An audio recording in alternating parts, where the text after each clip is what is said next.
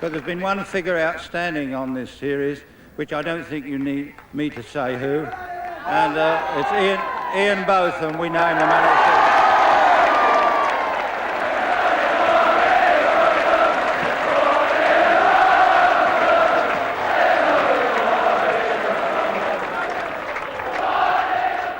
It was the summer of summers for England, not matched, in my view, since the 1960-61 tied Test series in Australia, and before that, 1936-37, when the Australians, 2-0 down after 2 matches, won the final 3 Tests and the series. Then, one man, Bradman, was more responsible than anyone else for the victory, and this year, 1981, one man, Ian Botham, made it all possible for England. There were many other contributions, marvellous ones too, from the rest of the England team, but holding centre stage, for better or worse, throughout the summer, was Ian Botham.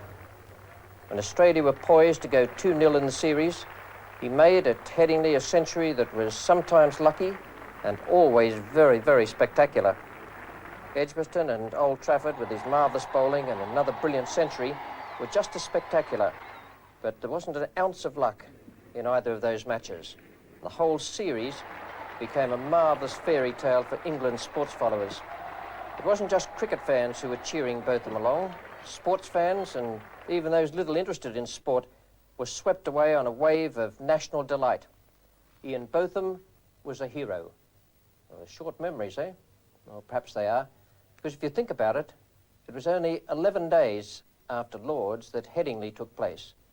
And if you have a look back at Lord's, I don't know that we really would have expected a hero to have been accorded a reception of this kind as he walked back to the pavilion.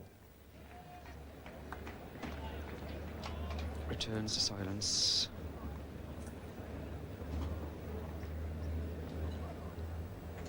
Was that your lowest point of the year, Ian? Certainly a point I don't want to remember, or try not to remember too much. Yeah, I had mixed views. I'd premeditated that I was going to, if it was out there, to have a go at the lap. Well, I was really interested in just quick runs, and a pair didn't really bother me. And that's what I got. How long was the walk back? It got longer and longer. It seemed to be taking 2 steps forward and 1 back all the time.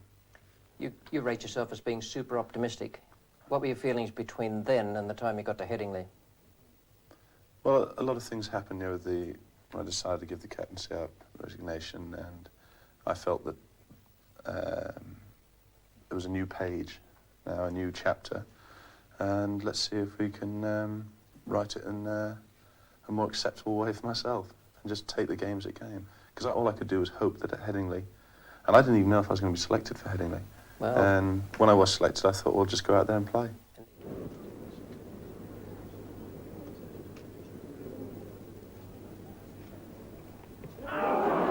And he's gone, and Ian Botham has done it. 3rd ball. And the old magic returns, with a bit of help, I think one must say, from the pitch, because it did appear to keep rather low. But what a start, and what a morale booster for Botham, and indeed for Brearley and for England as a whole.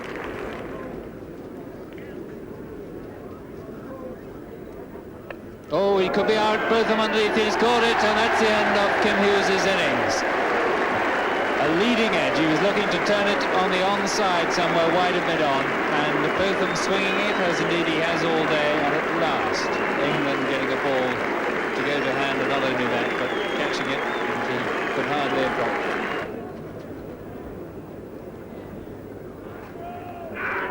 It's not far away. He didn't go all that far forward, I don't think. And Botham once again swinging that ball into the left-hander. He was beaten by the swing.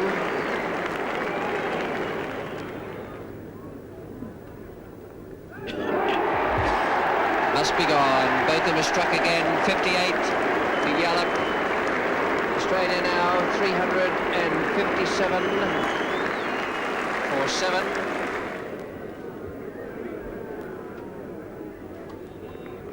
Oh, Taylor out. Botham gets his first 5-wicket haul since the game before he took over as captain. And that was the game too in which Bob Taylor, 40 years old today, broke the world record for test victims.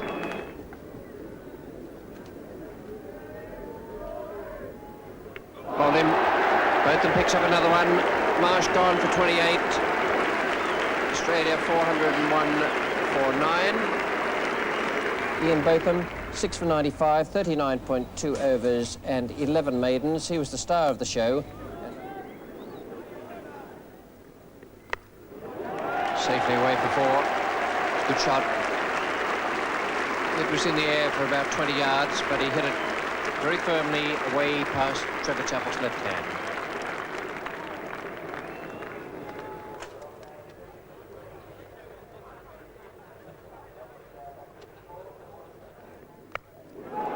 Must be some good attacking strokes like that as well.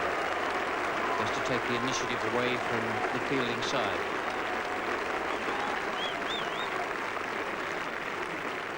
When the batsmen are doing that, one thing you've got to keep in mind is not to do anything silly. Just to try and pick the right ball.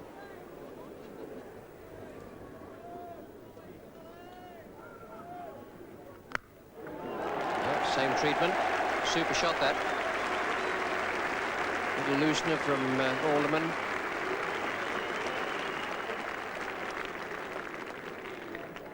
(21 to Botham).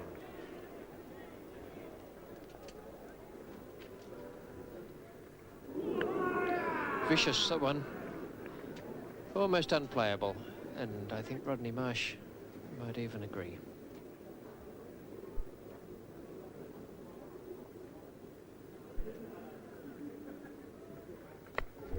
Good shot, that. Picked that up beautifully. Way past square leg. 35 to Botham now.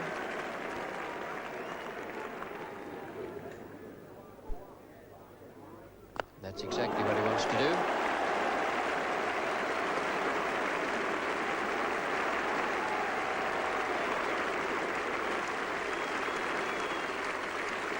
Number 44 for 6, and Botham has streaked away to 46.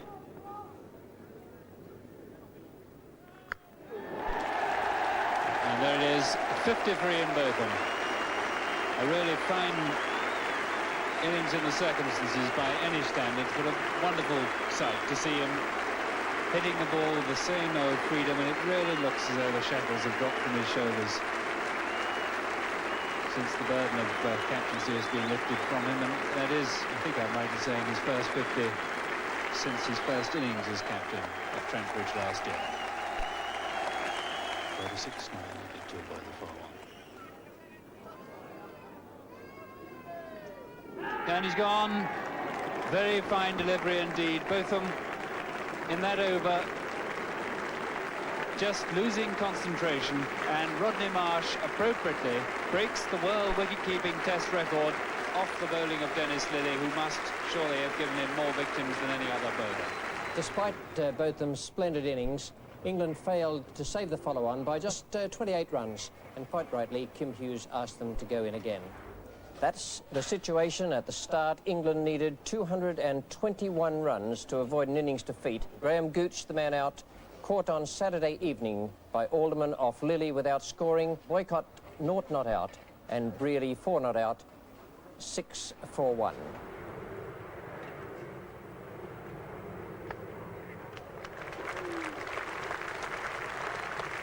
Very well timed stroke.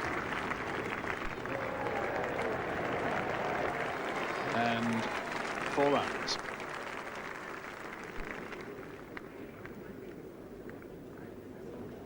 Lillee again from the Kirkstall Lane end.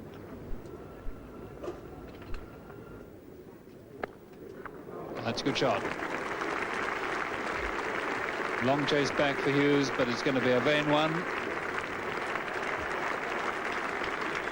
And Mike Brearley has been very precise on anything slightly over pitch so far this morning. Yes, easy as you like. Thank you very much to Terry Alderman at third slip, and the first victim of the morning for Dennis Lillee. And an excellent delivery this pitched on the off stump. He had to play at it, and it just left him off the seam.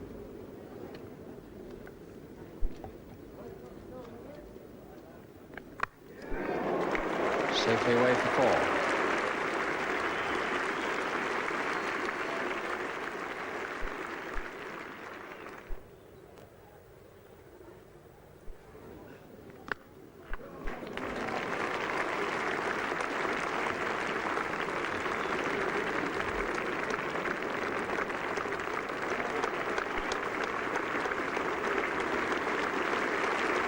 Chasing and throwing there from Trevor Chappell, and a fine shot from David Gower.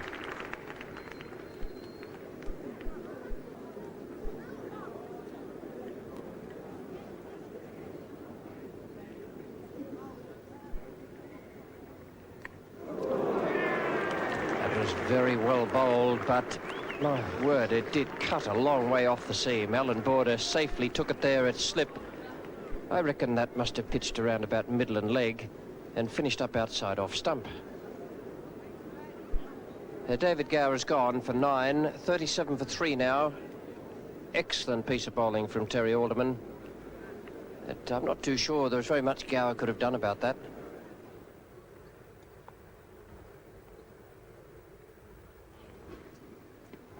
That's close, yes. I'm afraid he has to go LBW again. Second time in the match, Mike Gatting, and Alderman has struck again. He removed Gower. Now he's taken Gatting, and England 41 for 4.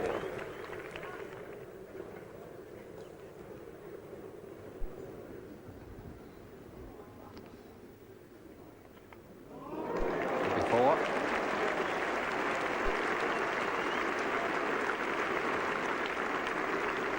Seven on board now, and boycott goes to 18.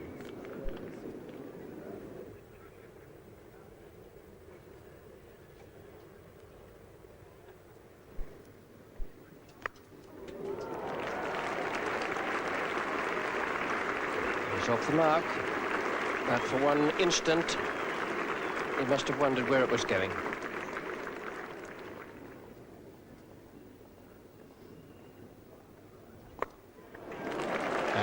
Showing that he can attack as well when the opportunity arises. It won't go for 4. Chappell catching up with it just inside the long off boundary.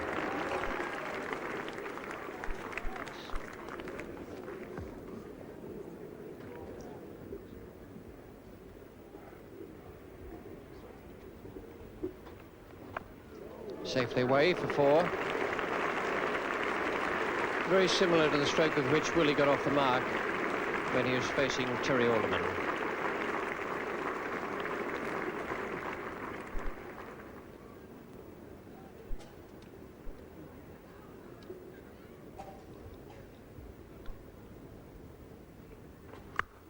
Shot. That's gone like a rocket. Great shot. This pair doing the right thing by their skipper, Mike Brealey, who's there with Rodney Hogg.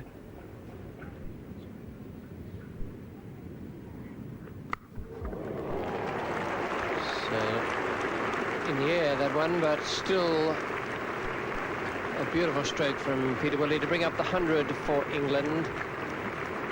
102 for 4 now, and Willie has gone to 31.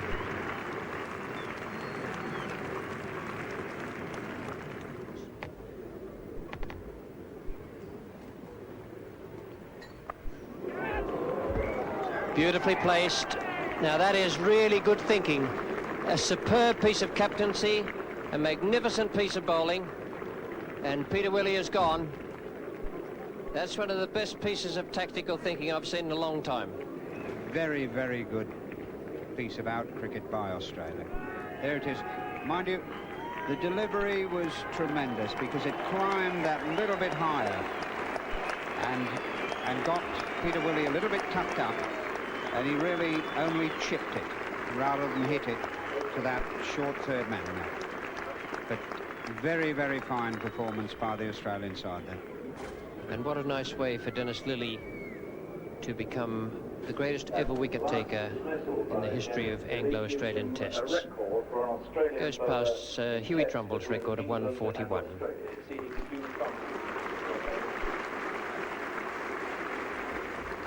Yeah, what a triumph for him it would be if he could still be batting at 6 o'clock this evening.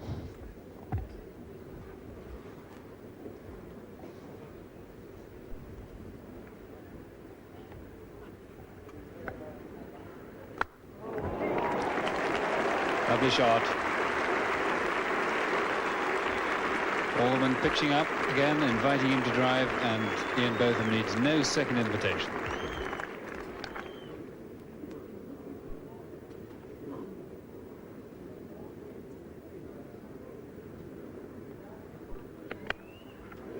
And that's again beautifully timed. It was backward a square, but it's 4 runs nonetheless.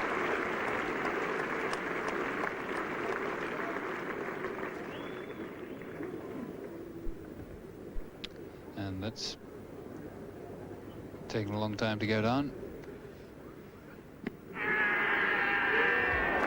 And he's gone, and a very reluctant lever of the crease. Alderman getting the vital breakthrough for Australia when it seemed that Boycott just simply couldn't be penetrated.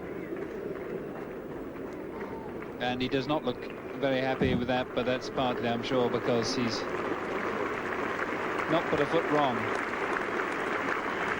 and really never looked like missing the ball at all. But he is out LBW for 46 after 215 minutes of superb defence.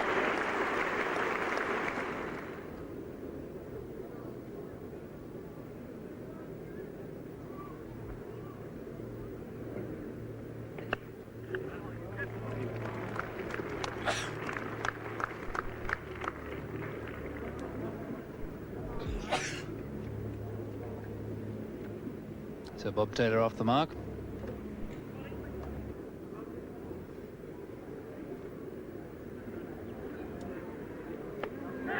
Oh, and a rather soft dismissal, but very well bowled. The man placed there for it, and Ray Bright making no mistake, a simple catch. Lifting a bit, and Bob Taylor, sometimes inclined to pop the ball up in that area, becomes the 7th man out and Alderman's 4th victim. Rather disappointed with himself.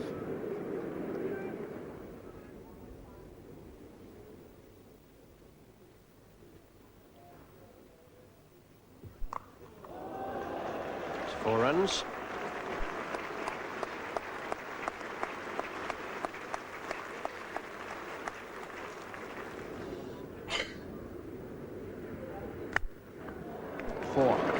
It's a good shot too.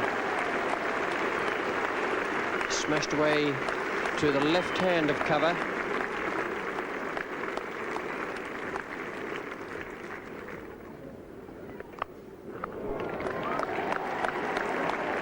Oh, well stopped. It's a great piece. Well, that's bad luck. Bad luck. It was a lovely shot and a superb piece of fielding to get to it.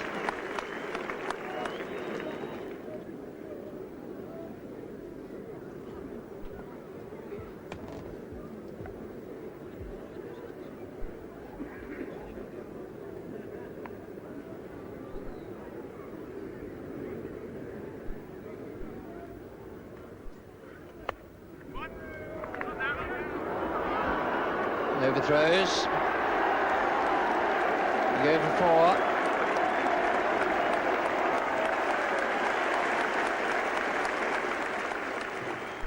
"51 runs still needed to avoid an innings defeat, and even though Botham and Dilley were going so well, only 3 wickets in hand." And what a splendid shot. Very wide, very well pitched up, and Graham Dilley continuing his successful policy before tea.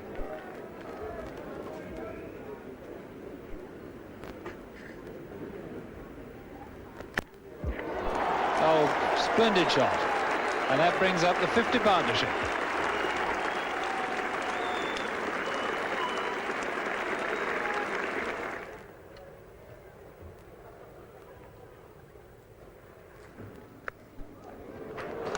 beautiful stroke, beautiful stroke.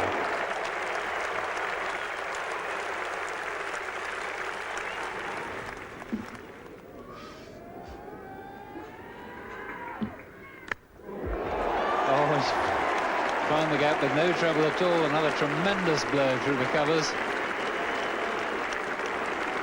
And round the wicket or over the wicket, they're coming all alike to Graham Dilley at the moment, and that now is his highest test score for England, 39 not out.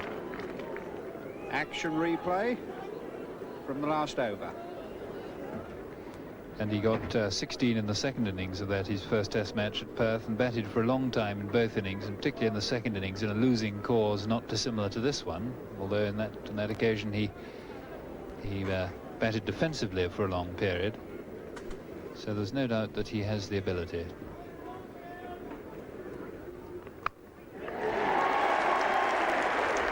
And he brings up the 200 to a great cheer from this Yorkshire crowd, who are relieved to see the home team at least putting up a fight here.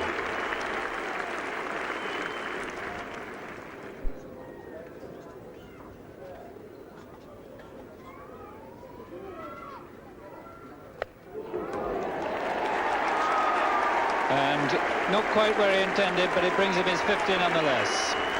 His second 50 of the match, and that broad smile conveying the old sense of enjoyment.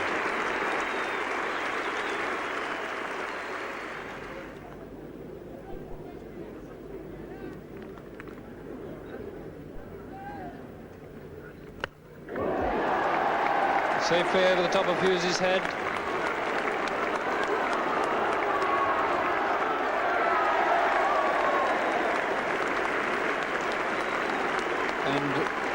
A bit of a risky blow that, but he's got away with it.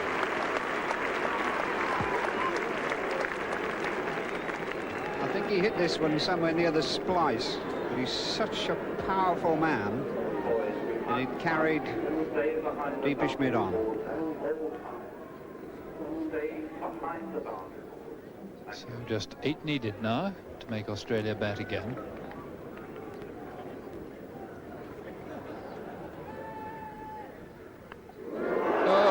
It's 4 needed.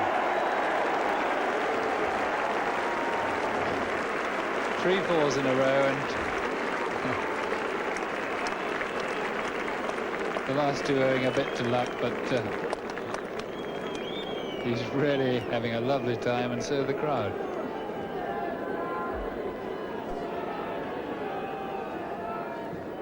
Good Sunday League shot, this. Overslip. 4 runs all the way.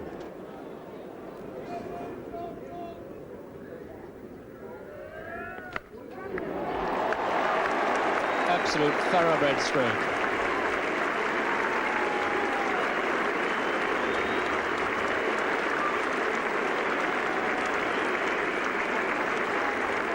This is what we were saying a little while ago. This is a perfect shot. He stays where he is, he doesn't pull that front leg away, and he hits it right in the middle, and England go into the lead.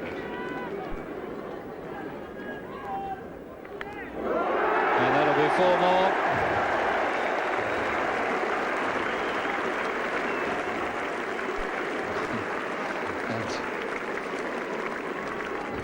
And Hughes putting a great deal of thought, as you would expect, into his field placings here.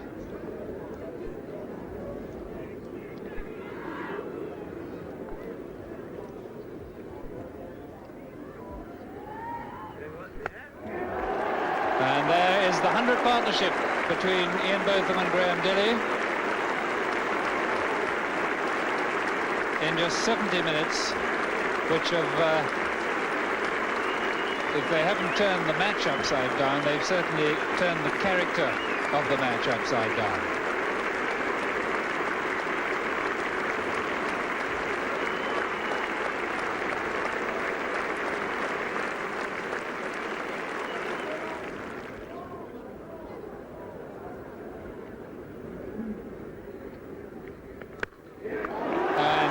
Lovely way for Graham Dilley to get his maiden Test 50.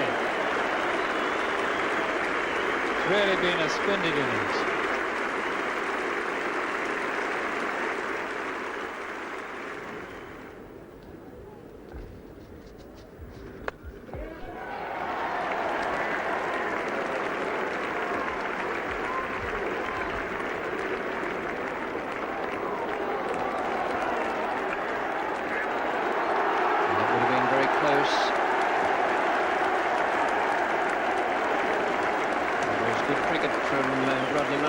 At the bowler's end there, and in the end there was very good running.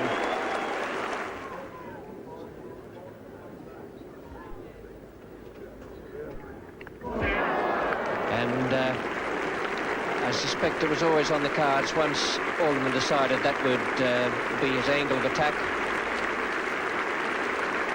Complete change of angle there. It was always likely to nonplus the left-hander. But what a splendid knock that was from Graham Dilley. 56. Bowled Alderman, and that gives Alderman his 5th wicket.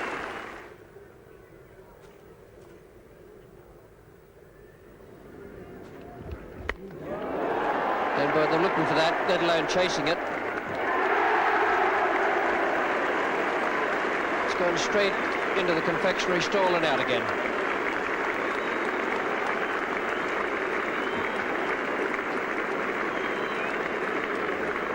Beautiful hit. What a wonderful follow through.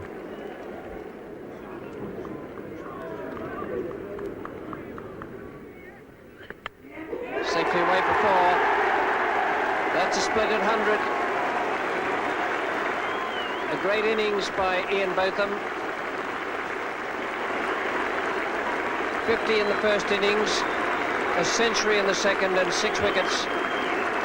A marvellous all-round performance to match some of the others he's produced for England, and a marvellous tribute as well from his teammates, all of whom have gathered. And Mike Greeley is just giving him the word to stick around.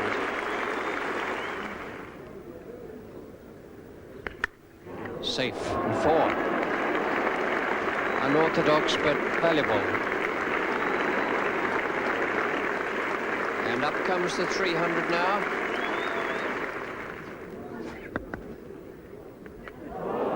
And he's through.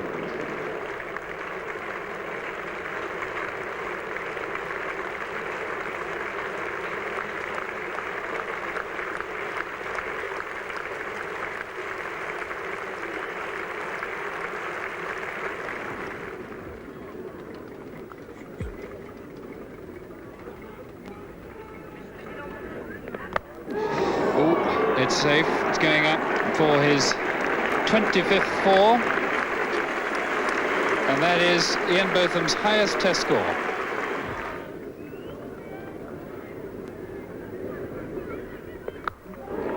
Oh, magnificent stroke. 4 more runs. Lawson getting tired.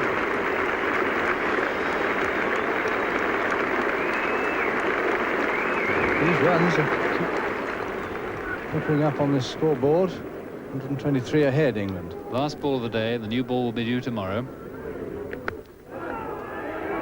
And he's got the single he wanted. So he'll have the strike in the morning. This man who has become, once again, a national hero. That was a great performance, but you did need a bit of help from 3 fellas there, Graham Dilley and Chris Old, and Bob Willis coming in at number 11.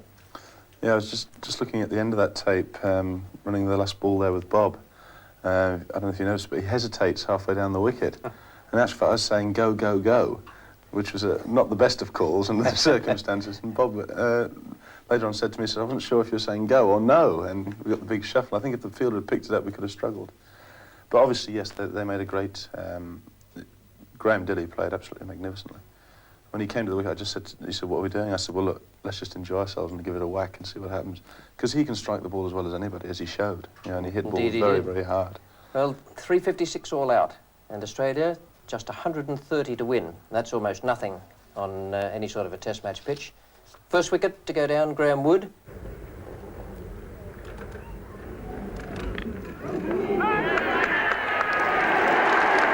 Well, don't think Wood is very keen on that, and I suspect from the way he's looking at it, he thought he might have squeezed it into the ground. Botham shouted, and we'll just have to have a look and see what happened with the wicket-keeper and the slips. 13 for 1, caught Taylor, bowled Botham, Wood out for 10. How was the super optimist then? Well, we said before we went out that it was one of these wickets where we felt that if you got one wicket, you could easily get 3 or 4. And if I remember right, we did. We got 2 very quick wickets. We got Kim Hughes and Graham Yallop very quickly just before lunch. And suddenly the whole format of the game changed around. And suddenly, there was a lot more pressure on them. And the wicket wasn't, I don't think you could call it a test standard wicket. And I think that showed with the ball that got Trevor Chappell out, that got very big and went very quickly as well. Kim Hughes' bounce, Yallop's. There was quite a, Bob bowled magnificently. Well, I think the Australians christened him after that bustling Bob, who he steamed in, but he bowled magnificently. But he exploited what there was in the wicket. And by bowling that length, I think that's why he got the results. He bowled very, very well. OK, 74 to win.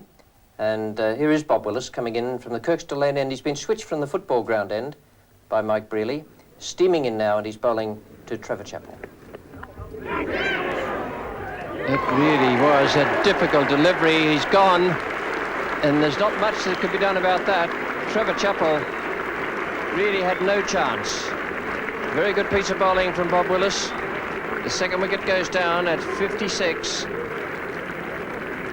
Trevor Chappell caught Taylor bowled Willis for 8, and Dyson is 29 not out.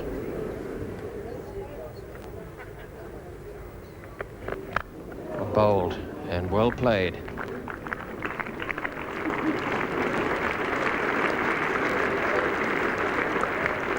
Kept that down very well. A good over from Bob Willis.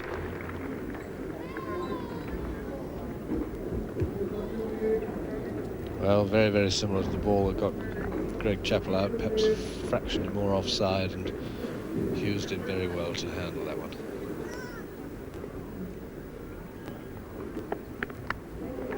What a good catch.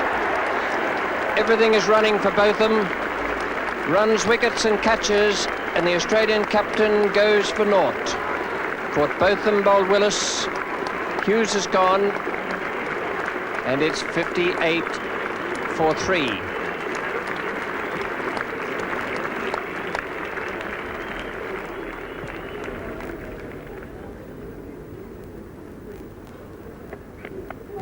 Oh, good catch. Super catch that. Marvellous reflex action there. Yallop has gone without scoring. 58 for 4 with Dyson 29 not out. What a marvellous catch and what a great session for England.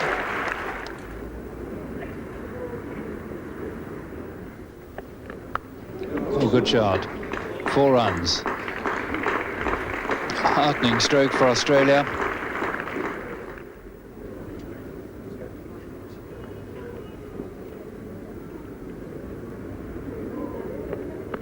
And he's out, he's gone. Played on. Chris Hill gets his first wicket of the match at an absolutely vital time, and what a crucial wicket too. Alan Border, such a stalwart of this Australian batting side. 65 for 5, 65 needed, 5 wickets to fall.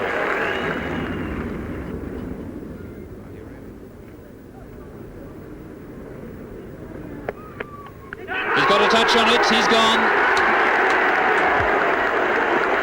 Going for the hook, which he played so well in the previous over, but Bob Willis's extra pace getting him, and look at that look of suppressed excitement on Mike Brealey and other England fielders. Willis's 4th wicket.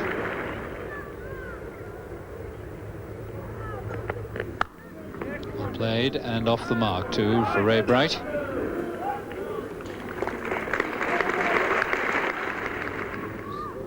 .56 to win. Willis to Marsh.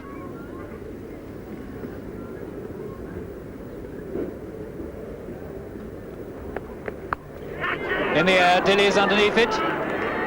And he's got it! very, very good catch indeed in the circumstances. He didn't have much room to play with. Another foot and he would have been over the boundary. Willis has taken his 5th wicket.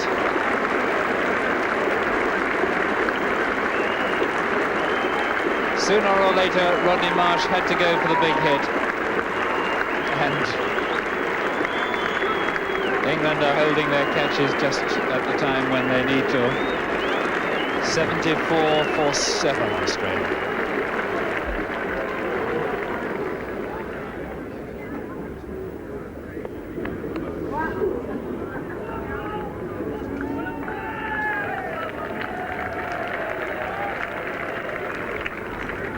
For 24 at the moment.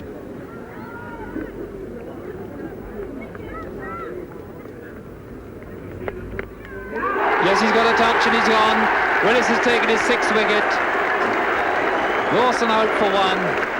And England on the brink of an absolutely sensational victory, which is going to go down as one of the most amazing Test victories of all time if it happens.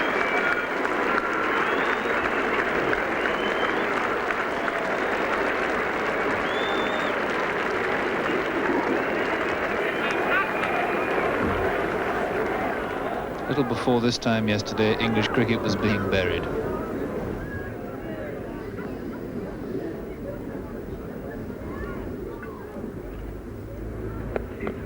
Oh, and that's very effective indeed. 4 runs.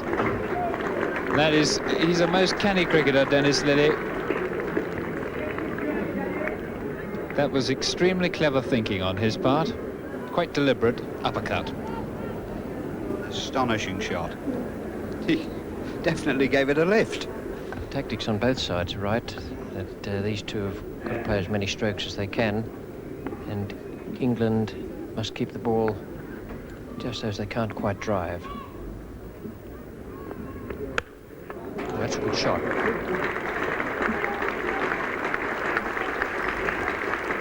That was very well picked up by Bright. It didn't get up all that much. And Chris Holt dragging this one down a little, and Ray Bright onto it like a shot.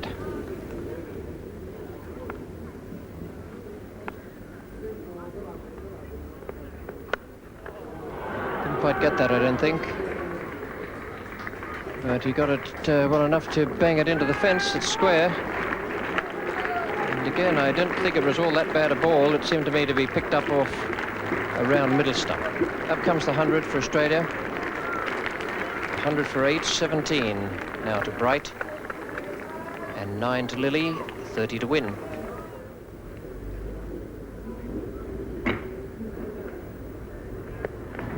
Well, that's a good shot. It just couldn't have been placed better by Dennis Lillee. You wouldn't believe that the ball could get between Chris Holt and Graham Dilley down there on the boundary. Lillee is 17, Bright 19.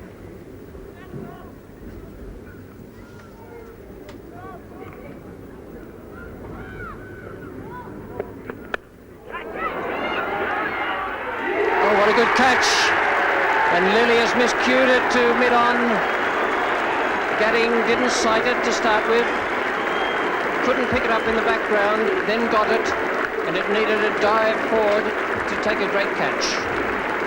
110 for 9, and the first one Willis got up into Lillee's half, produced the wicket. Lillee out for 17, caught Gatting, bowled Willis.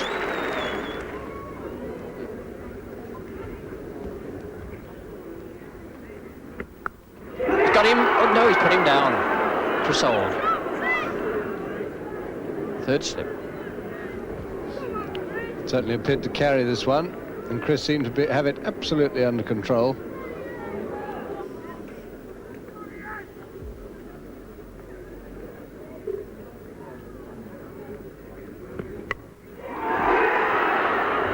I think that carried as well.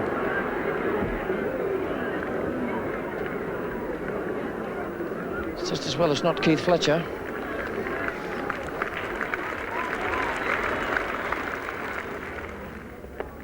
Bowl him. It's all over. and it is one of the most fantastic victories ever known in Test cricket history. Bob Willis, 8 wickets, a fabulous performance. England have won this match after one of the most astonishing fightbacks you could ever see.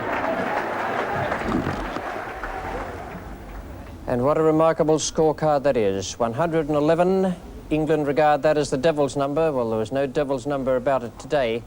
Australia beaten and England winning by 18 runs. And the man who made it all possible for England, a really sensational performance this. 15.1 overs, 3 maidens, 8 for 43. It's his best ever Test match performance, Bob Willis. And I don't think I've ever seen him bowl better. He bowled like a man inspired out there today. It was almost as though he was in another world. And an all-round performance, which I think is one of the best I've ever seen in Test cricket. In my opinion, a captain's performance that came one match too late. Ian Botham.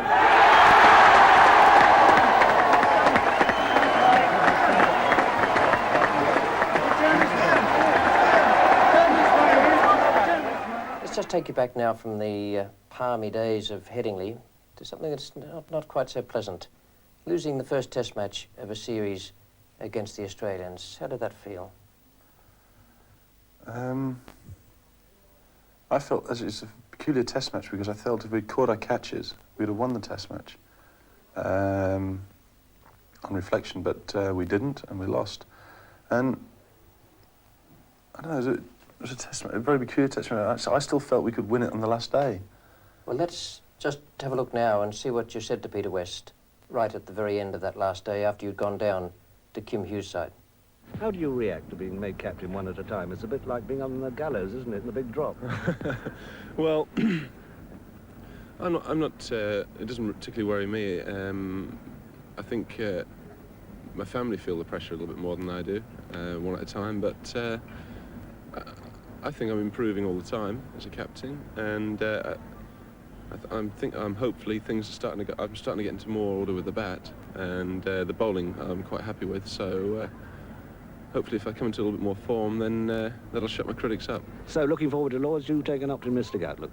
Oh, very much so, yes. I've said all along that I think this series is going to be very close, and I think it's one that the public are going to enjoy very, very much.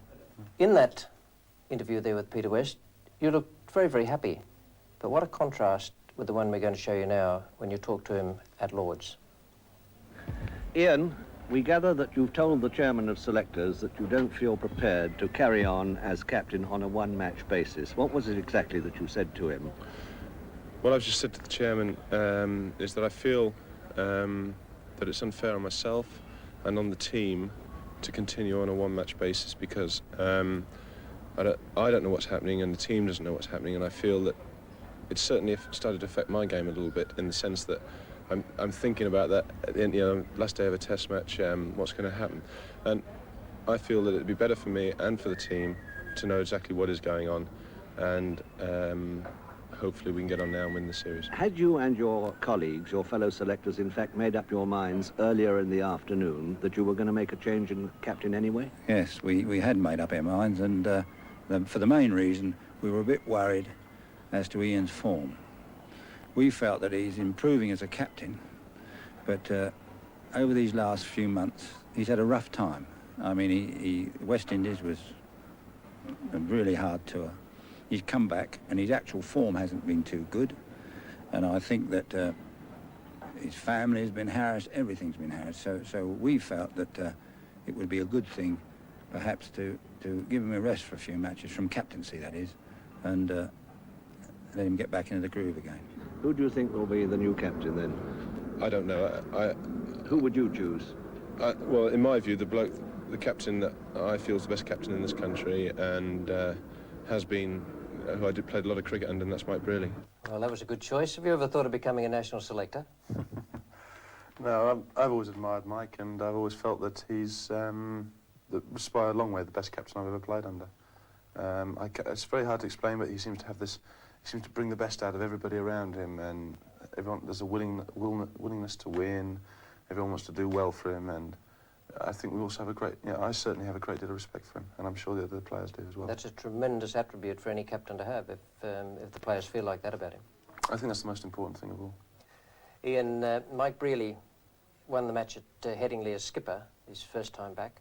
But even with all those attributes you listed there, he was still having problems at Edgbaston when we got through to the final innings, because the Australians needed only 151 to win on a pitch where I think most people would think that they should have made those runs. Here's the first ball of the Australian second innings. It's Willis steaming in from the city end.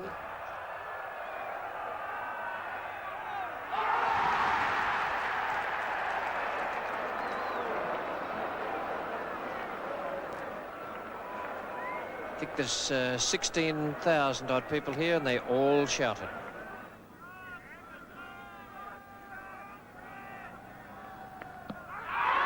It's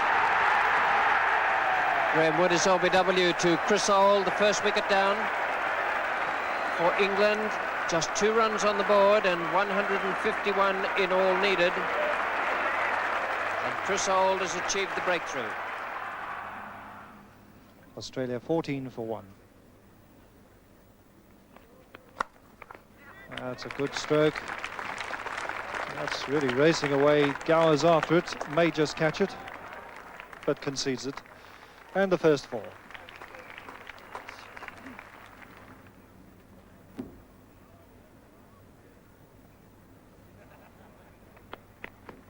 Oh, there's a big shot, and that's it.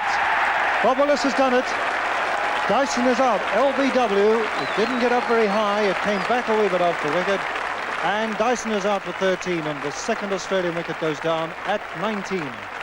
And every England player is around Big Bob Willis. And this time John Dyson doesn't go forward.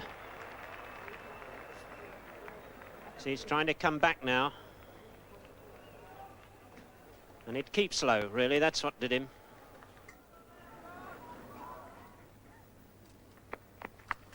It's a beautiful stroke, but straight down that man's throat. John Embry's done it. A beautiful looking stroke, but he obviously didn't keep it down, and he hit the only man down at deep backward square leg, John Embry, and it was right down his throat, and Kim Hughes is gone.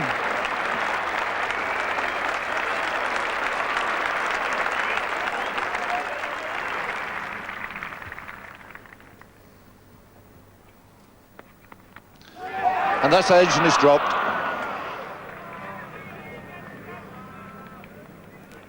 Very low, difficult chance. In fact, I suppose there must be some doubt from our position here whether that carried. Get a better look from the camera at the far end. Very full length. He's edged it. Oh, yes. Just carried near Mike Brealey's right boot at first slip.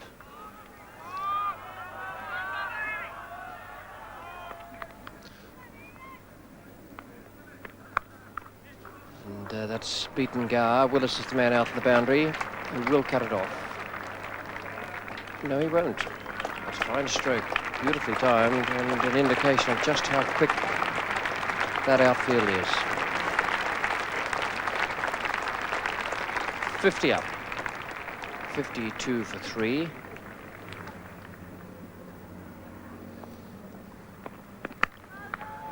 That's a beautiful shot. And glorious shot there through the covers by Alan Border. Over pitch ball, a half volley from Chris Old.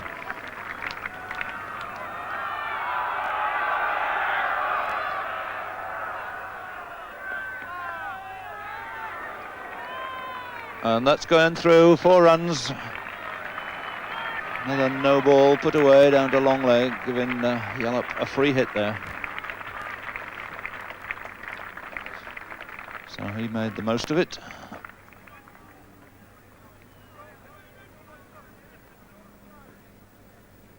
And you see the umpire's signal already out there. So 82 on the board now, the 50 partnership between these two left-handers.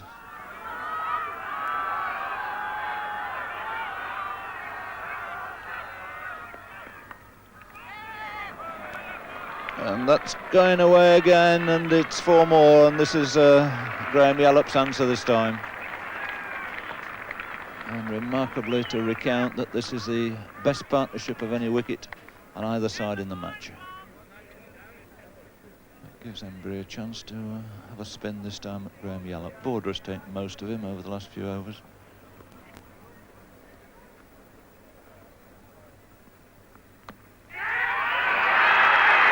And he's gone. Tremendous shout going up there, and Yallop goes. Embry has made the breakthrough. Is it too late? That's the question to be asked. So Yallop goes for 30, 4 men out now for 87. Very well-deserved wicket for John Embry. You see Graham Yallop comes down to push him through the onside, gets an inside edge onto his pad, and it dollies up to Ian Botham, fielding very close, short on the offside.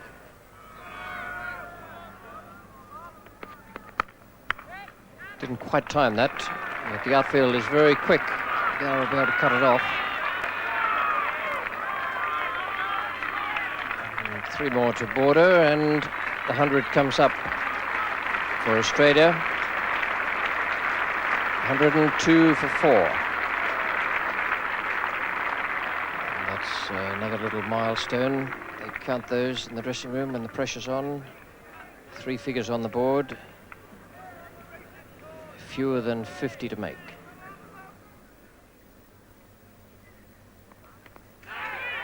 And that's well bowled. Out of a bit of rough stuff there. Border is gone for 40. It's 105 for 5, and no one in this match now will make a half century. Quite astonishing. And a very awkward delivery indeed, which, as you can see, bounces, flicks the handle or the glove, and pops up probably off Alan Border's body.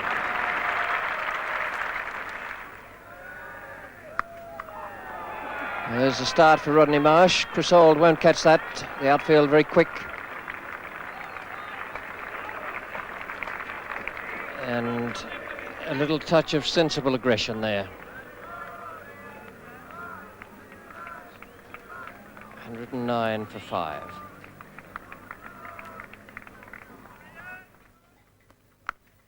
Shot for 4. Too short twice in the last 4 deliveries, John Embry. Once Rodney Marsh cracked away past point, and that one was a very good stroke from Kent.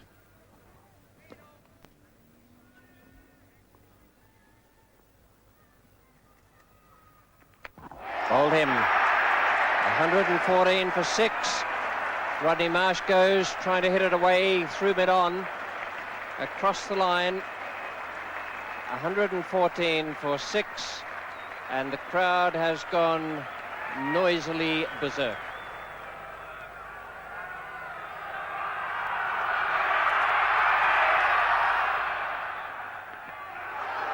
He's out. LBW. First ball, and Botham's on a hat-trick. First ball, Ray Bright. It looked to me as though it kept a bit low. It also looked to me as though it was absolutely plumb. 114 for 7 now. And this is incredible.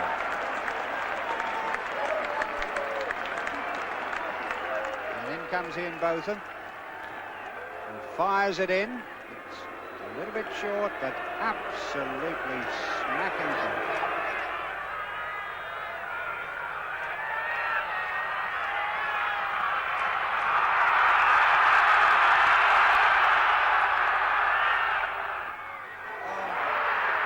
Wasn't far away from it either.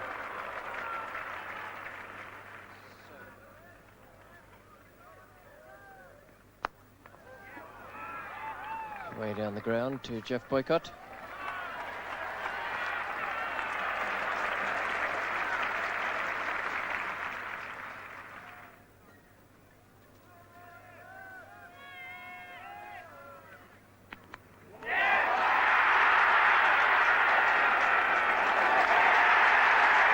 Second attempt, and Bob Taylor grabbed it. Lilly is gone. It's 120 for 8.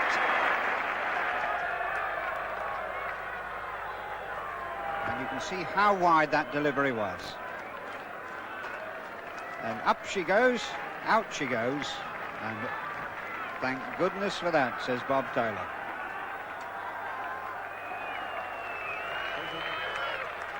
Botham again to Kent. And he's bowled him, and that surely is going to be it. A joyous, triumphant Botham there. Arms aloft again, 121 for 9, and the man that they so much needed to see the back of, Martin Kent. Bow by Botham in an inspired spell here. He goes for 10, 121 for 9, with only Terry Alderman to come. And who would believe it? Well, what value this crowd have had today. They've rolled up in their thousands today, and this is what they've been looking forward to see. And Martin Kent whacking that through mid-wicket, pitched just outside the off stump, went straight through and hit the off stump. Well, Terry Alderman on his first tour, first major series, tremendous success with the ball, but rather fancy he's got the jitters out there now. Alderman facing.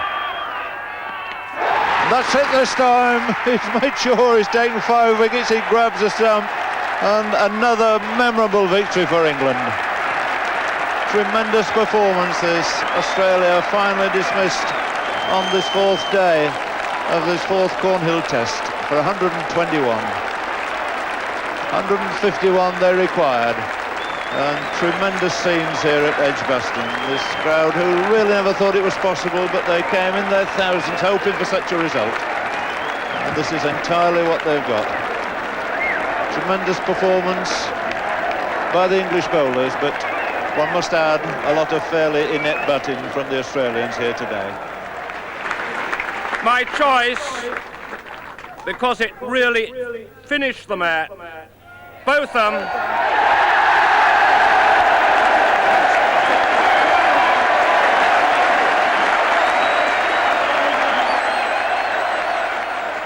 He didn't want to bowl, you know. Didn't he?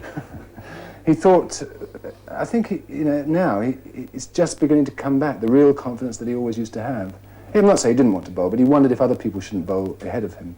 And he came in, and now he's coming in really hard, and it makes all the difference with him if he's coming in hard and hitting the ground, hitting the bat. And I think he did it for a while at Headingley, and he did it again today. It was a marvellous, marvellous flair.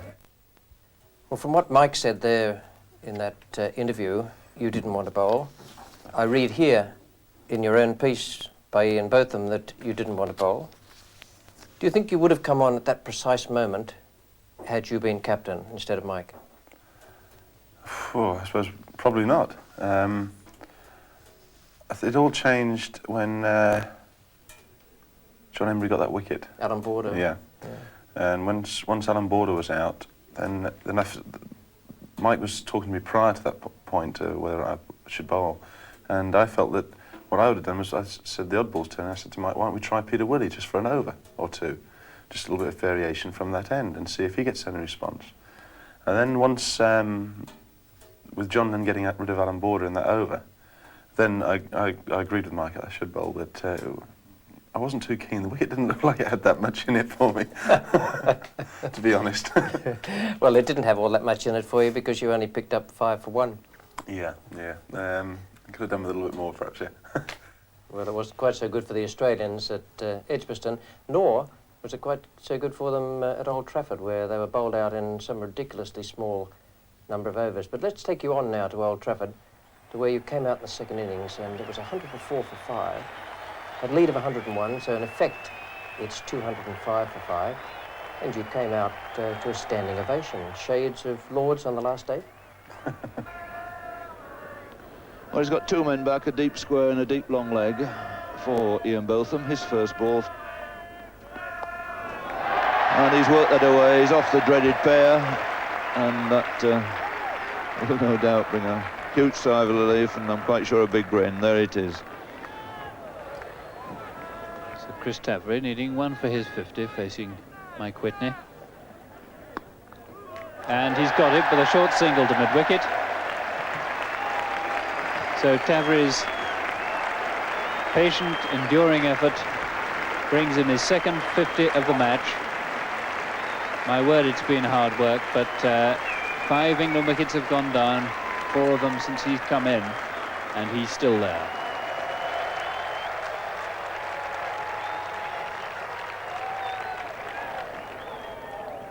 Right again to Botham. And that's a good shot, and that's going to be Botham's first 4, the first 4 for England since lunch, and only the second of the day.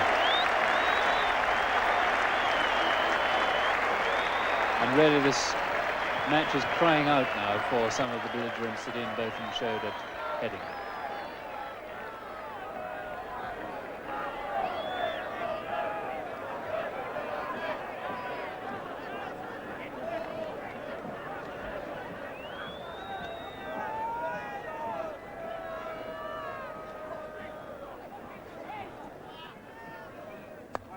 And there's another one. And the roars of the crowd can be entirely understood because they've had to wait patiently for any aggression from the England batsmen. Whitney to Botham. Oh, and that is off the inside edge, extremely lucky, going for a big shot through the covers. And a very thin inside edge, Marsh having no chance of cutting it off with his left hand.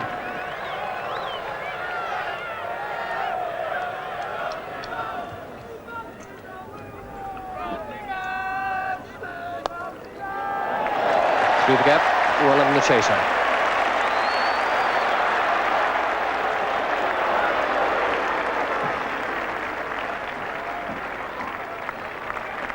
Three there to Tavri.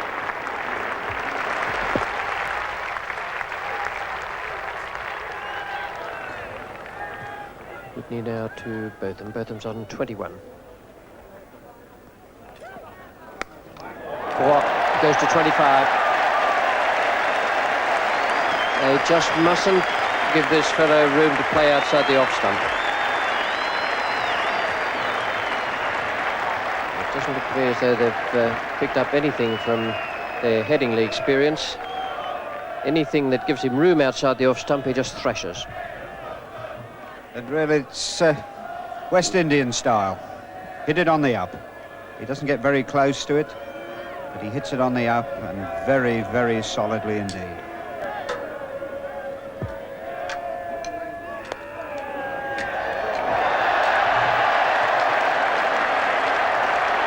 Toward Botham, and the crowd is now animated. They were very quiet early on, and so was the batting.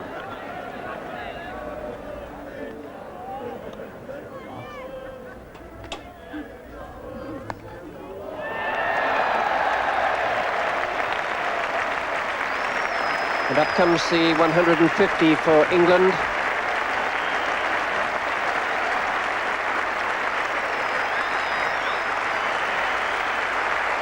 Ian Botham goes to 28, Tavri 59. So David Constant has taken the second new ball from Ken Palmer and walks back up to the Warwick Road end. Terry Alderman comes back on. Out comes the ball out of the cellophane. And that second new ball being taken instantly by Kim Hughes.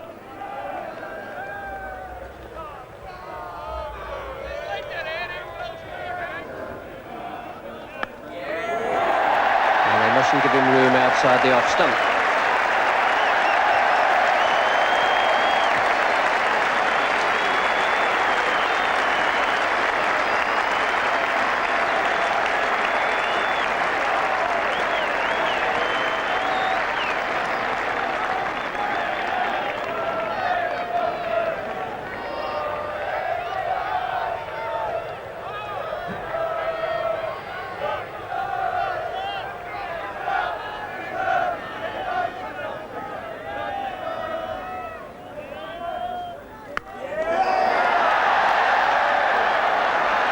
What a catch for Whitney to have to take.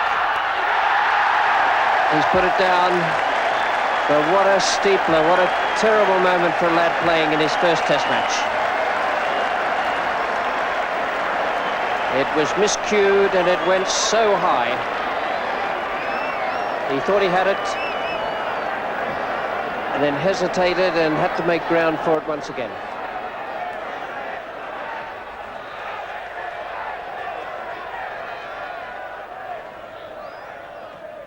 Dennis Lilly. In the air and 6. That was a good hit because he was beaten for pace with it, and he took his eye off it and still swung the bat and collected it over deep square leg.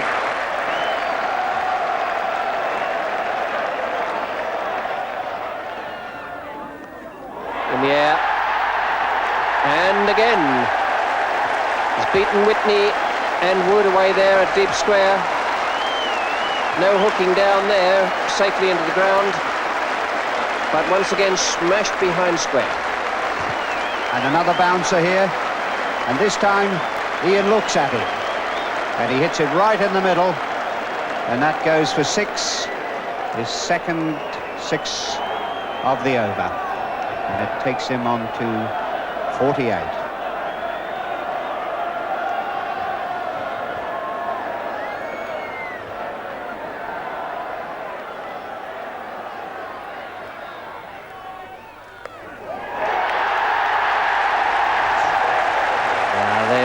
Just not learning at all, the Australian bowlers. At Headingley, they gave Botham room to play his strokes. Here, they're doing it again, and he smashed them for a quick 50. 60 balls it's taken him, 2 6s and 6 4s. And it's delighted this capacity crowd here at Old Trafford.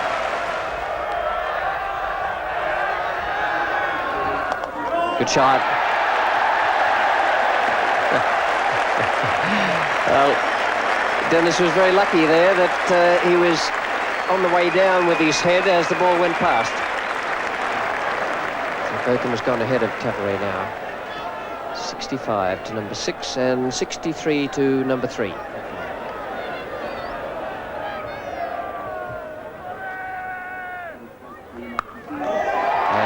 that drew Alderman into the trap.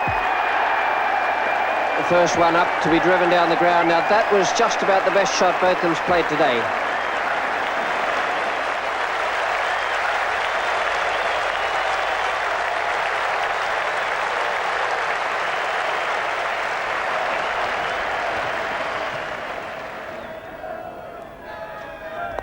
Good shot. And amongst all the blazing hitting, Taveray's producing the occasional gem. And in the background, the crowd rises for the 3-figure partnership.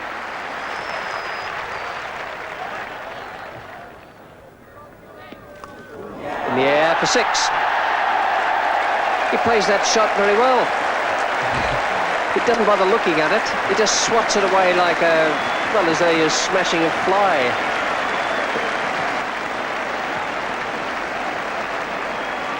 And this is another astonishing shot. Just watch Ian Botham's head. He's not looking. But he still swipes it for 6.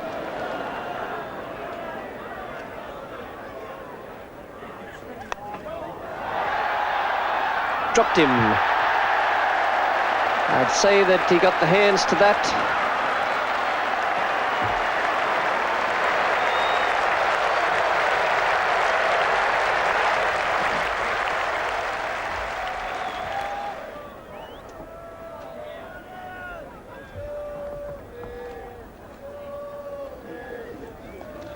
Swept, I'd rather imagine, from about middle and off. Not quite middle, but it takes Botham on now to 96.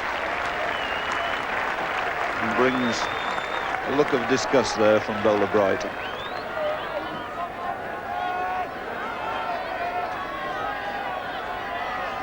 Yes, certainly pitched outside the off stump there, but Ian Botham somehow got it down to fine leg for 2 good runs.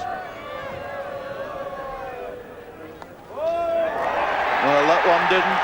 Lilly's there. It's cleared him over the ropes. What a magnificent way to go to a 6. What a superlative exhibition this has been. and the whole of Old Trafford rising to its feet to acclaim yet another memorable, magnificent performance from Ian Botham.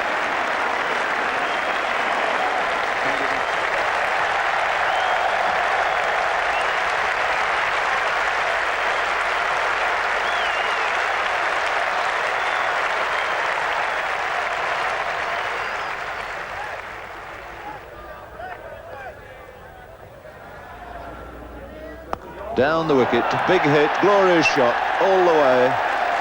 Up go the arms, 6 more for Botham. And that 6 times he's cleared the boundary in his total of 109.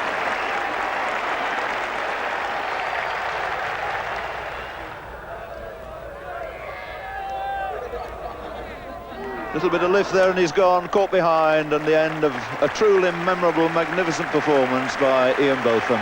118. Young Mike Whitney takes his wicket. It's another very simple catch, in fact, this time to Rod Marsh. But the whole of Old Trafford, you can be sure, will be on their feet.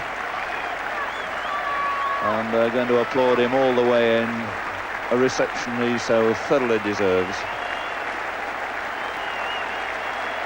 Nothing could have been better for a packed Saturday afternoon crowd than to see an exhibition of stroke play such as we've seen from Ian Botham.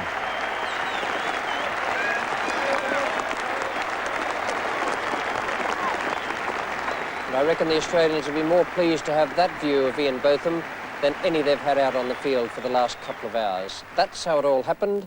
That's Ian Botham's scorecard as put together by Wendy Wimbush, our scorer. And it shows one or two very interesting things. Just have a look at those strokes away on the offside, which indicate just how much room the Australian bowlers were giving Botham for his strokes. The only strokes he played on the onside were the 6s he hit from the Warwick Road end, and the ones he swept away off Raymond Bright. Those are the details of what was a magnificent innings that spanned the tea interval. You can see it finished at 4:52, and what a performance it was. Eventually caught Marsh bowled Whitney. He received 102 balls and he scored his century from 86, and that included 5 6s and 11 4s, a total of 6 6s and 13 4s in the whole of his innings, and I thought it was a better knock than the marvellous innings he played at Headingley. 118 in that total of 253 for 6. Still there is Chris Tavares on 69.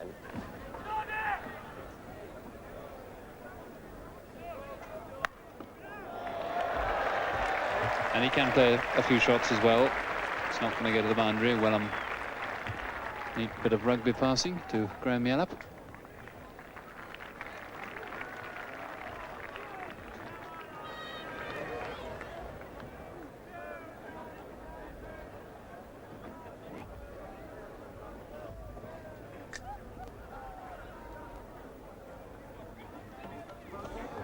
And he's gone. At last, Australia get Chris Tavares out for 78.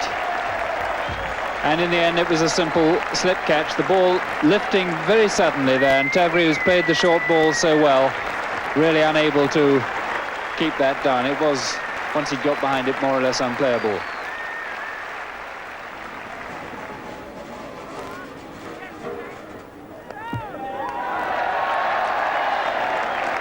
Well fielded by Dyson, the third man, but that brings up the 300 for England.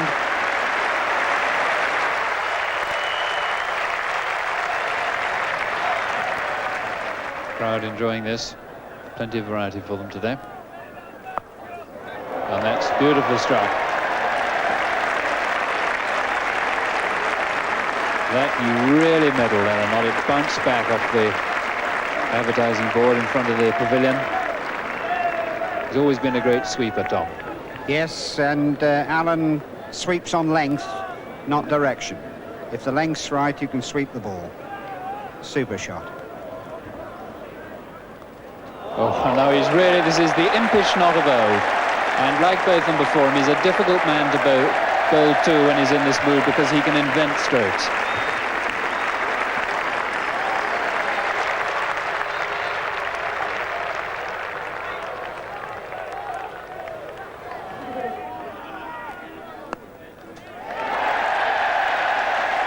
To Alan Knott.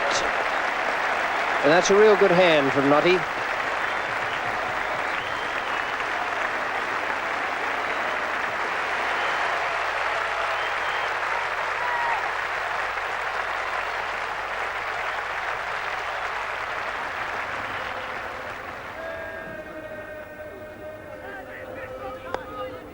The two there.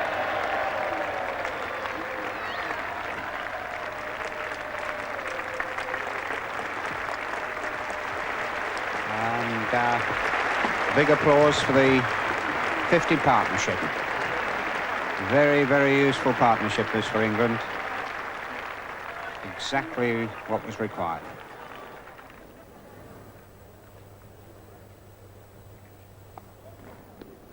Good shot, and that's 4 runs. That's fine blow from Embry. Goes to 33. That's a really good shot from what was a rather loose delivery. This is a textbook back foot shot by John Embry, and he hits the ball very crisply past Doug Wellen at cover point for 4 runs, who has fielded very well this innings.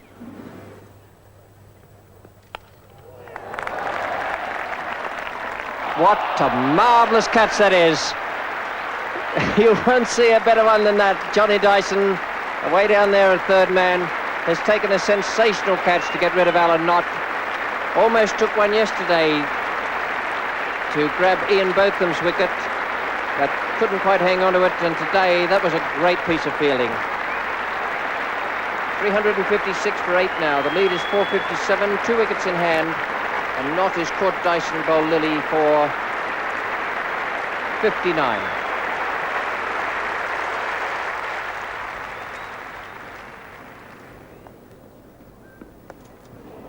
Good shot.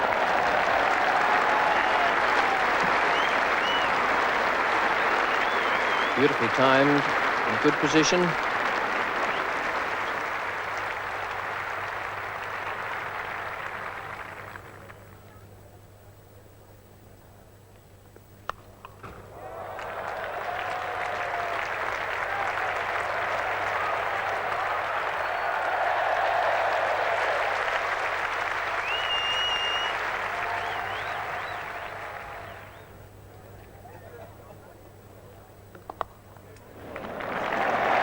Nicely played strokes by Alan. Everything right about it. Weight in the right place, head over the ball.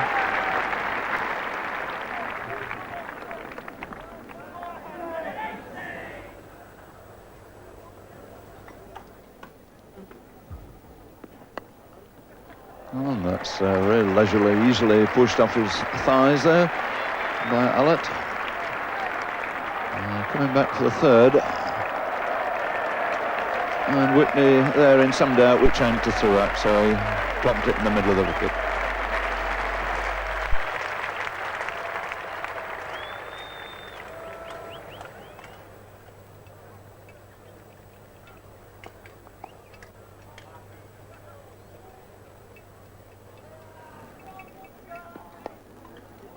And that's it, he's squeezed it away through the slips. Don't think they'll worry about a second, they'll be gratified enough to take the one, up will go the bat, there it is, 50 runs for John Embry for the first time in a test match.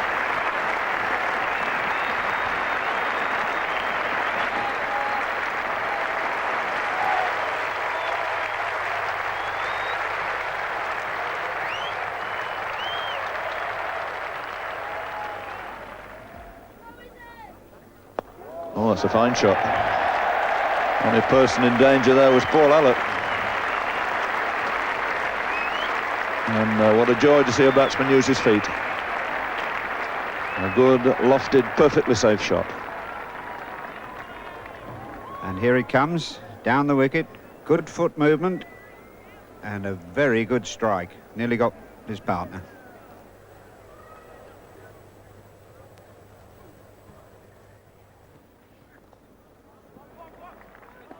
Well, Allett's come a long way down, and he couldn't gather the ball.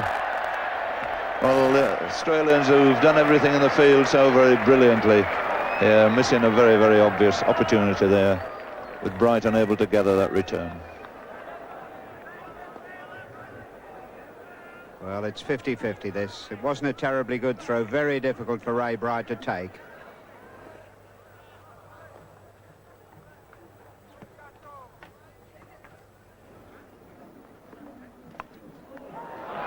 And he's got it at the second attempt. Martin Kent, 2 good catches he's taken. Caught one yesterday.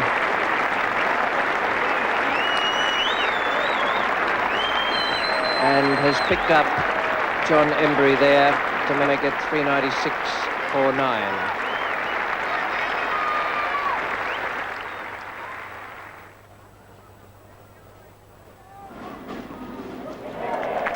And he's given it the leg glance before.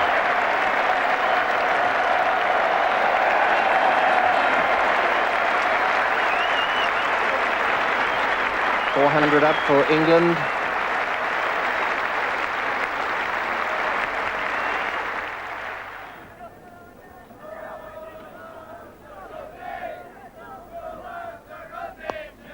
Yeah, Hughes catches it. That's the end of the innings. And the Australians bat immediately after lunch. 505 is the lead for England. Allen Knott, 59. A good innings from John Embry, 57. And Paul Allen again played like a batsman rather than a number 10. The Australian bowlers took some hammer, although their overall figures aren't all that bad. They had to bowl a lot of overs. Alderman, for the first time in his life, I should think, passed the 50 overs in an innings mark and took 5 wickets. Lilly 2, Whitney 2, and Ray Bright 1. And the match situation at lunch. England 231 and 404, Australia 130 and 506 needed to win. I can tell you that that has never been done before. Most of you will know that. 406 before is the best ever. India to beat West Indies, Port of Spain 75-6. 404 for 3, that marvellous match at Leeds in 48. And the Australians at Georgetown in the West Indies in 77-78 made 362 for 7. Here's the first over now. It's the second ball, and Bob Willis has been given the new ball. He's coming into bowl John Dyson.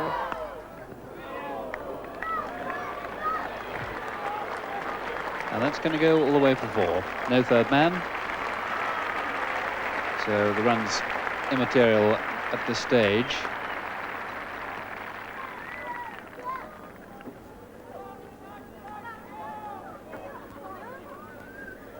And there is Kim Hughes reading about what he should have done yesterday, perhaps. He looks very absorbed in it, doesn't he? Almost as though he can't bear to look over the top of that paper.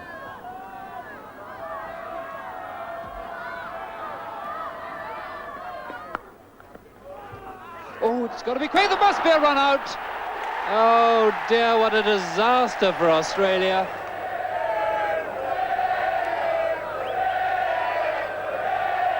Pushed forward there by John Dyson. He sets off straight away and in fact is drawn up the wicket a little bit by Graham Wood and is sent back very late, and there wasn't a run there. Gower, one of the quickest people in the game at cover point, and at no stage could he get back to his ground.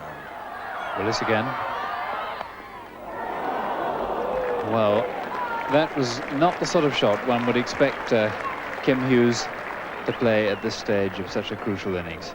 It really was a rather airy-fairy sort of stroke. He's got 4 runs for it. Yes, bowl short by Bob Willis. Not a good shot by Kim Hughes. He didn't really get behind the ball at all, and it went over the slips for 4 runs because at this stage of the innings there's no third man.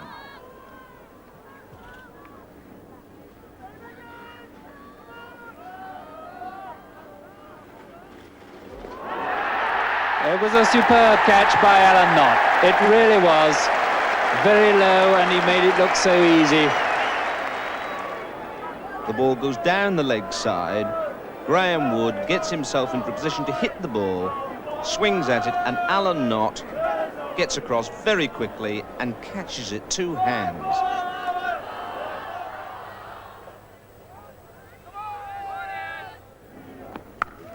Oh, cracking stroke.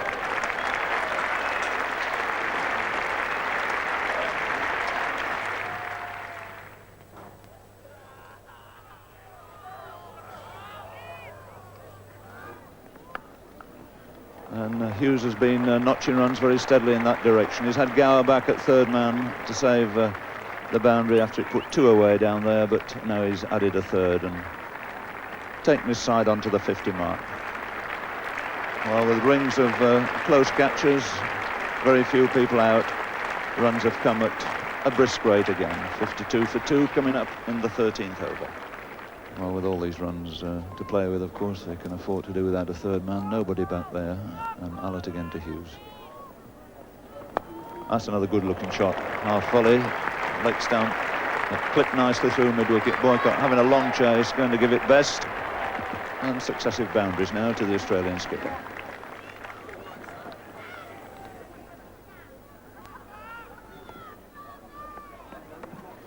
And again, all the time in the world to hook that away, drop short, and Yallop nicely into position. He collects 4 more, total going on to 65, and Yallop now into the 20s. Hughes facing Willis. And he's cracked that through mid-wicket before too, drop short, beautiful shot. And surely Bob Willis will see now that this isn't really a wicket for dropping him halfway down.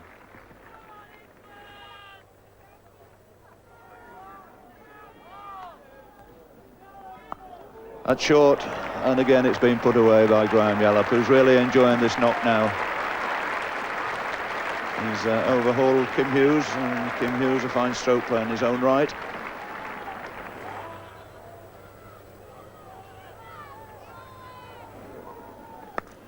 And that's followed it in glorious style. That really is a cracking extra cover drive. Overpitched by Allott and really hammered away in Botham style there.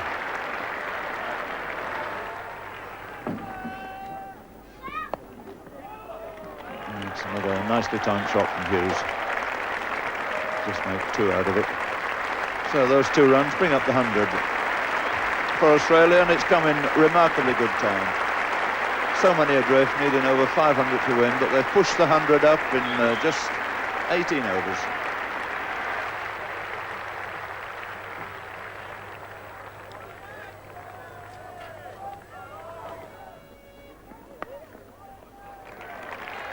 Didn't quite get that. Got it well enough for 3 runs.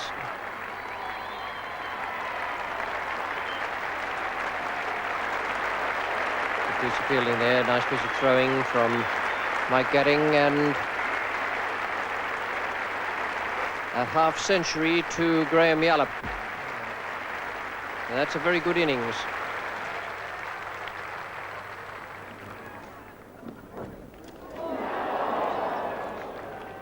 I'd just about give that as a chance, I think. It darted alarmingly off the seam and went very, very quickly past Brealey's right hand. Good piece of bowling this. Just left Kim Hughes. Edge and just about carried. Very difficult, low down to the right.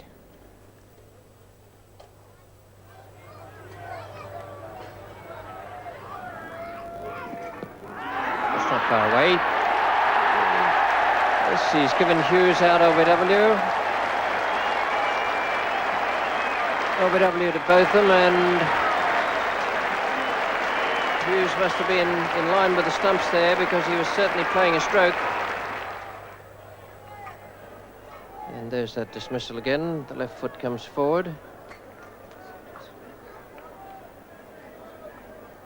Well, there we are. That's LBW to Ian Botham, 119 for 3.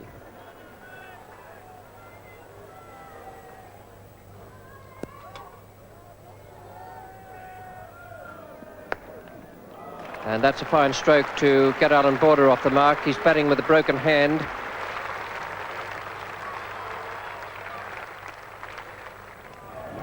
Allott to Yallop.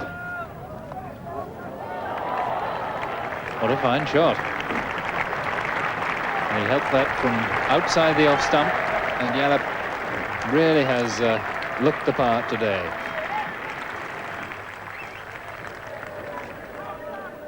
Last ball of Allott's over, batting to Yallop. Oh, and Chris Tavery, one of the safest slip fielders in the country. Not quite grasping that with his right hand, and an escape for Graham Yallop at 89. And a reassuring pat on the back, but a very disappointed Tavery. Yes, a ball that moves slightly away from Yallop. He gets the outside edge, and Chris Tavery, moving to his right, fails to hold a catch he should have caught. How often I've seen this before at a time when nothing seems to be going on and the game is quietly going on and the chances offered, and how often I've seen it missed. And while Ian Botham gets ready to prepare to bowl again after the drinks interval, that young man behind the stumps there is his elder child, Liam Botham. And those pads come up somewhere near his tummy. As you can see, he's a bit immobile, but any moment now, if he gets the bat in his hand, we may well see the ball flying over into the main arena.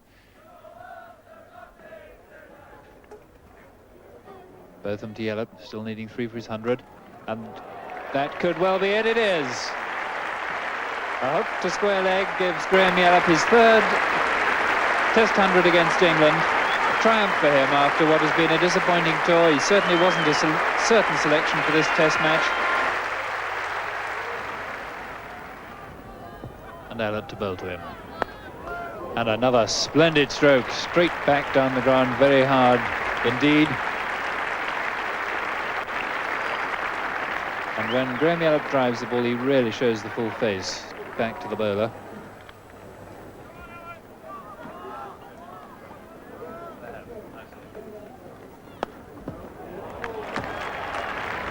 And another one. 2 really resounding straight drives in this over.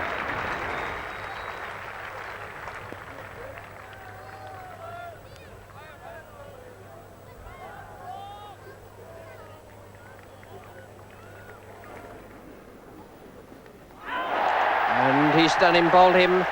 Yallop trying to hit away over mid-wicket. And that's a sad loss of concentration after reaching the 100. A lack of concentration shot in the last over against Botham, and Embry now has broken through, bowling Yallop for 114.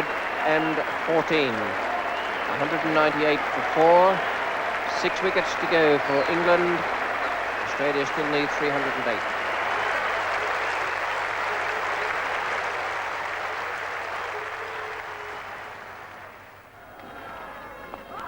Oh, well done, that's well bowled.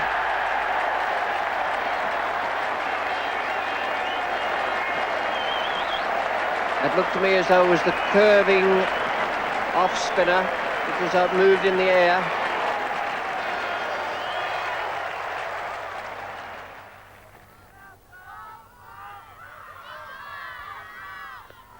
No problem at all. 30 great long hop there from Bob Willis, and put away in very effective style by Marsh.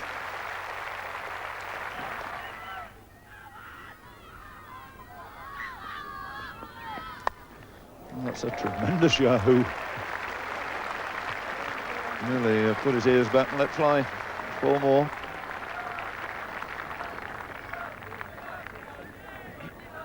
I can't really describe that by saying that's a good shot. A wahoo, I think, is about the only way we can describe it, but it did go along the floor and it did go for 4 runs.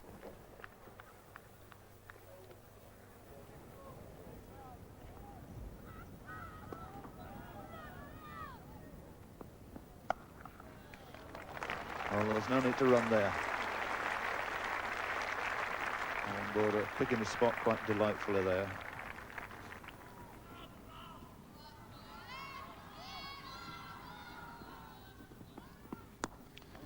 There's another bouncer. Once again, he's got in the position well. Hooked it way down the long leg. 4 more to Rod Marsh.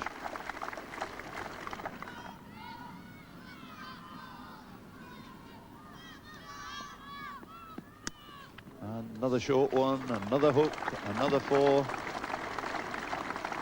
So Rod Marsh dishing out the treatment now to these short pitch deliveries from Bob Willis.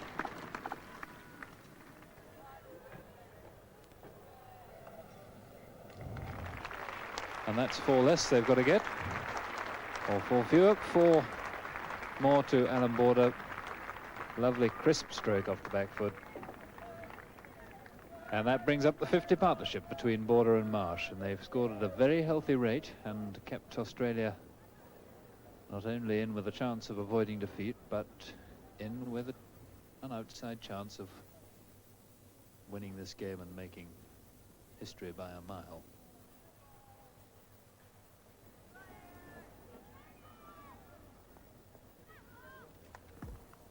Slow one, it kept low, but neither of those factors stopped Rodney Marsh bashing it away for 4 to square leg.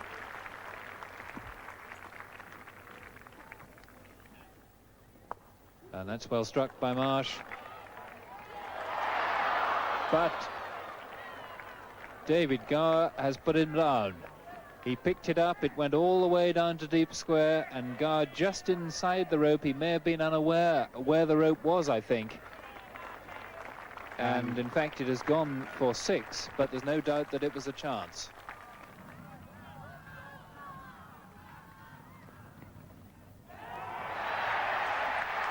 He's been given by umpire Ken Palmer, caught at the wicket by Alan Knott of Bob Willis. A big shout from Knott and Willis and the slip fielders, and the 6th wicket goes down for 296. 210 still needed for Australia, but England now need only 4 wickets. Right's not off the mark, and Allard is coming around the wicket to Border, still with 3 slips and a short forward square. And shot. He's played a couple of those, mainly through extra cover. That was square of ordinary cover, and a glorious stroke. And front foot right to the pitch of the ball there.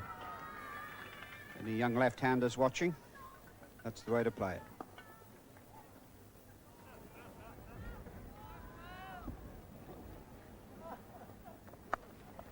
It's a good shot. There are 2 marvellous shots in this over from Alan Border. The first one, great cover drive, and then that was just about the classic square cut. And beautifully across, and doesn't he give that a crack?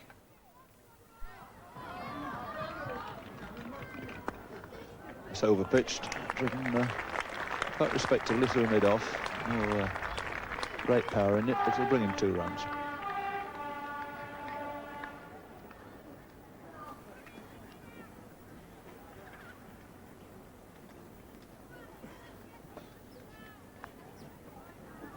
Still a long way to go. 184 wanted, 4 wickets left.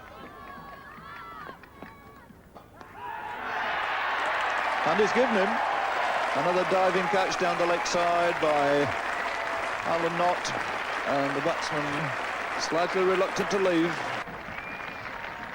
Down the leg side, short. It looks as if Ray Bright has got a glove on it, if anything, and Alan Knott dives down the leg side to take a good catch.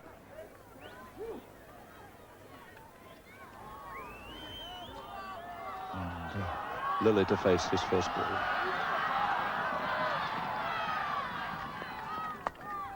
That's confidently away, over pitch ball, just about half volley in fact on leg stump, and put away very nicely by Lilly.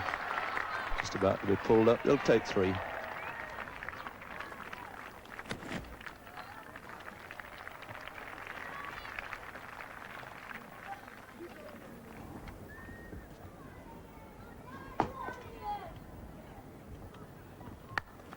Shot. That's how half volleys ought to be played.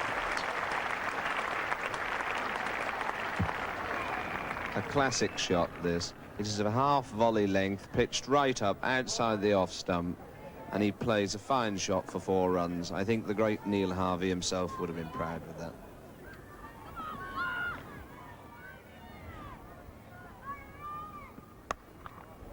And that's very well played indeed by Lilly. Hooked along the ground in front of square. And for the umpteenth time in the last 2 days, emphasizing the real docility of this pitch, because he had plenty of time to play that shot.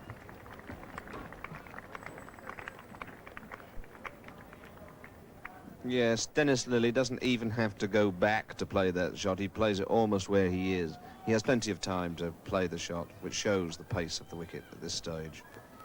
So the 350 up.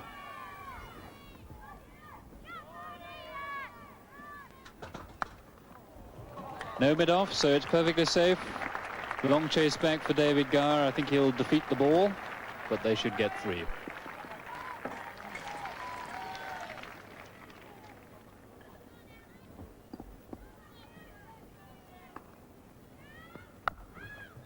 Lovely shot. Oh my word, that travelled like a bullet. He's hit so many fine square cuts, and I think that's just about the best of them. Look, he gets right across, leans into the ball, gets his head over the ball and hits it very hard indeed.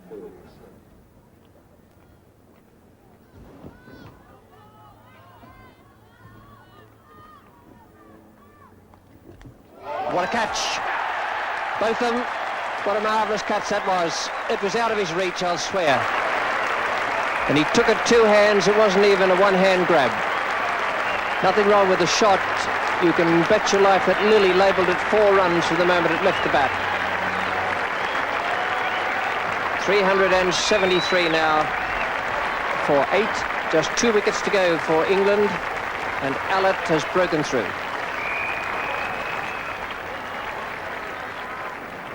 Botham is away on the left-hand side of your picture.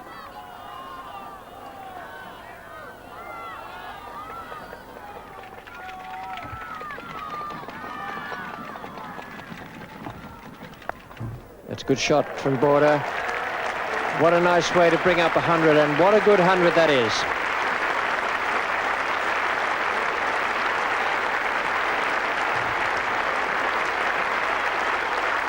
He's let go of the bat with that left hand, and I'm not surprised.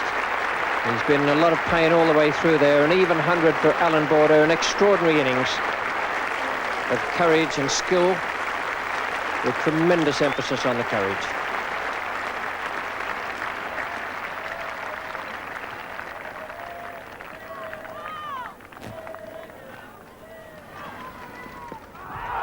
And he's got to go, LBW, yes. Border all of them looking a little disappointed, but it looked as though it was going to bowl him until one realised it had hit the pads, and that's usually a pretty good sign that he's right in front. So the 9th Australian wicket goes down at 378. They still need 128, and now it's almost over.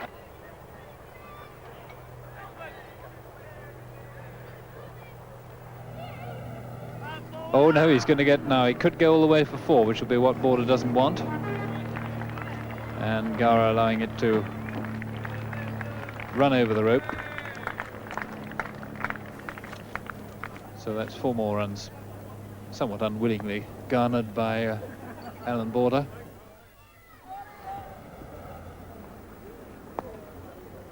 Oh, that's through. And Allott setting after it without any great haste, because England are quite prepared to let it go to the boundary. So another boundary for Alan Border, and he's still got one more ball of the over to try and get a single or a 3 from to keep the strike. But that 4 brings up the 400 for Australia, and that's a performance of great character when they appear to be very demoralised. Oh, and that was a chance. That was a chance. Alan not missing Alan Border outside the off stump. It turned just enough, kept a bit low perhaps, and Notty put it down. No question about that. Alan Border went tentatively forward, got an outside edge, and Alan Knott has dropped his first chance of the match.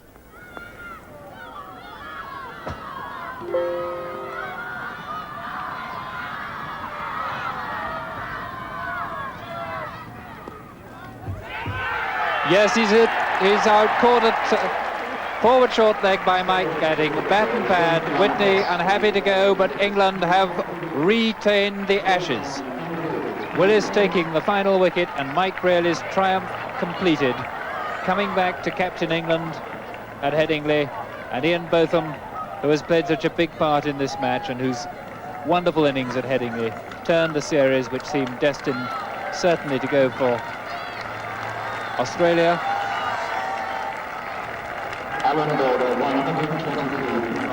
And Ian Botham showing the true sportsmanship that these Ashes contests are all about and have been all these years, more than 100 years, shaking Alan Border by the hand, because Border is perhaps the real hero of this last day, even though he's a hero in defeat.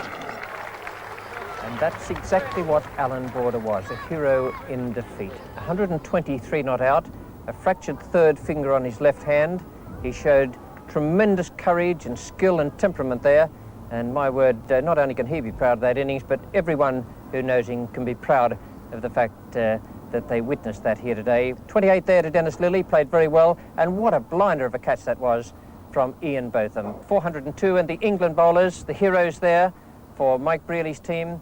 Bob Willis 3 for 96, he came in again there and picked up wickets at the end.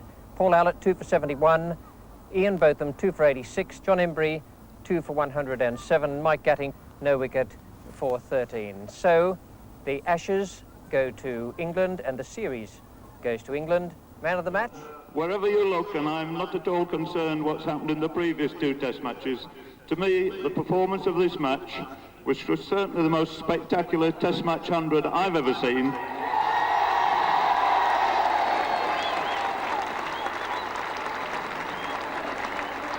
and one which all of those who was privileged was here will never forget.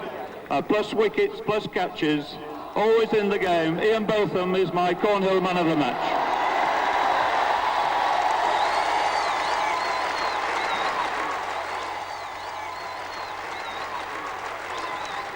So there's been one figure outstanding on this series, which I don't think you need me to say who, and it's Ian Botham. We name the man of the series.